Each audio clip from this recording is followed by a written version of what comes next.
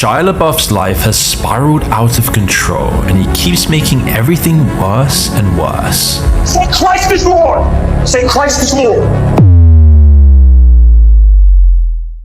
Police got a call about two men being assaulted on Royal Street in New Orleans in the middle of Mardi Gras. Hours later, one of Hollywood's most talked about actors was in handcuffs. 11 days after that, he was arrested again. The headlines wrote themselves, but the quieter story happening behind those headlines says a lot more about how Hollywood actually treats a scandal than the arrest itself does. This breaks down exactly what happened during Shia LaBeouf's Mardi Gras arrest, what came out in the days that followed, and the part of this story that rarely gets mentioned next to the flashy headlines. Stick around, because the ending of this story is not about a courtroom. It is about what the industry chooses to do next, and that answer might surprise people who assume a scandal like this ends a career. According to police, officers responded to reports of an altercation on Royal Street around 1 in the morning during Mardi Gras. LaBeouf had reportedly been asked to leave a business after causing a disturbance, and the situation escalated into a physical altercation involving other adults nearby. He was taken into custody on battery charges, and a judge released him on his own recognizance ahead of his scheduled court appearance. That alone would have been enough to dominate entertainment headlines for a week. But this story did not end with a single arrest, and what happened immediately after raised the stakes even further. Hours after his release, LaBeouf was spotted back out among Mardi Gras crowds on Bourbon Street before city officials shut the festivities down. Then, just 11 days later, on February 28, he was arrested a second time, facing an additional misdemeanor charge of simple battery. 2 arrests within less than 2 weeks turned a single bad night into a pattern that news outlets could not ignore. A pattern like that usually leads to one of 2 outcomes for a public figure, either total silence from their team or a carefully worded statement designed to minimize the damage. LaBeouf chose neither, and what he actually said afterward is the part of this story that deserves more attention than it got. In the days following his arrests, LaBeouf spoke publicly about what was really going on, revealing that he had not been sober for roughly 9 months. He did not hide behind excuses or blame the chaos of Mardi Gras itself. He described the New Orleans incident directly, using the phrase "on me," taking personal responsibility rather than deflecting it onto circumstances or other people involved. That kind of direct accountability from a celebrity mid-scandal is rare enough on its own, but it raises the real question this story is actually about. Does public accountability like this change how Hollywood responds behind the scenes, compared to how the public reacts based on headlines alone?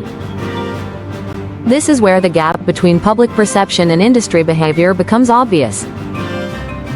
Publicly, arrests like these generate exactly the reaction people expect: viral clips, harsh comment sections, and headlines built for clicks rather than context.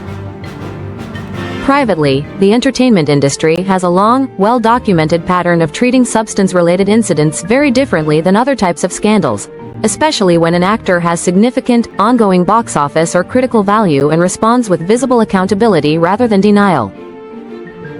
Part of that recovery story is already public record. Years earlier, LaBeouf spoke openly about preparing for a demanding film role portraying a real-life Catholic friar, a process he later described as deeply connected to his own personal reflection during a difficult period. That kind of public, documented effort toward change is exactly the sort of narrative thread industry insiders reference when a relapse happens later, treating it as a setback inside a longer, already visible journey rather than a shocking first sign of trouble with no context behind it. LaBeouf's recent career trajectory before this incident matters here. He had spent the past few years rebuilding serious critical credibility through acclaimed film performances after a period of public struggles that had already been well documented for years. Industry insiders tend to view a relapse within an already known and disclosed struggle differently than a first-time scandal from someone with no prior context, because it fits an ongoing story about recovery rather than introducing a brand new one. Court records also showed that a judge released LaBeouf on his own recognizance rather than requiring bail, a detail that matters because it reflects how the legal system itself, separate entirely from Hollywood's internal decisions, assessed the immediate risk of the situation. That single procedural detail rarely makes it into viral headlines, even though it shapes how seriously the legal side of this story should actually be read compared to the more dramatic tone most coverage takes. That distinction explains why, despite 2 arrests in less than 2 weeks, there was no wave of directors or studios publicly cutting ties the way there might be for an unrelated type of controversy. Hollywood has increasingly separated its public relations response, distancing statements meant to manage headlines, from its actual casting and project decisions, which tend to weigh an artist's track record, ongoing recovery efforts, and continued professional reliability far more heavily than a single public relapse. This pattern is not unique to LaBeouf either. The entertainment industry has a long history of continuing to work with talented actors and directors through publicly disclosed struggles, provided that person shows consistent effort toward accountability and does not repeatedly deny or minimize what happened. Studios ultimately weigh risk against value, and an actor with proven box office and critical draw, paired with visible honesty about a setback, is treated as a very different risk profile than someone hiding the same struggle behind denial and spin. This does not mean the arrests were minor or that accountability should be skipped over. Real people, including whoever was involved in the altercation itself, were affected by what happened that night, and LaBeouf's own words made clear he understood exactly what was at stake in owning that instead of hiding from it. What it does mean is that the story ends very differently depending on which room someone is watching from. In the court of public opinion built on headlines and short clips, this looks like a familiar celebrity meltdown story with a predictable ending. In the rooms where casting decisions and project greenlights actually happen, a public, honest acknowledgement of a relapse within an already known struggle tends to be treated as a setback within a longer story, not a final chapter closing it. 2 arrests in 11 days is the headline. 9 months of struggle followed by a public choice to own it instead of deny it is the part almost nobody is talking about, and it might end up mattering more for what comes next.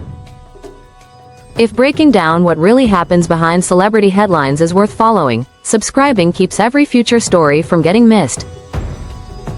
Drop a comment on whether accountability should change how a public scandal gets judged, and share this with someone who only saw the arrest headline and missed everything that came after it.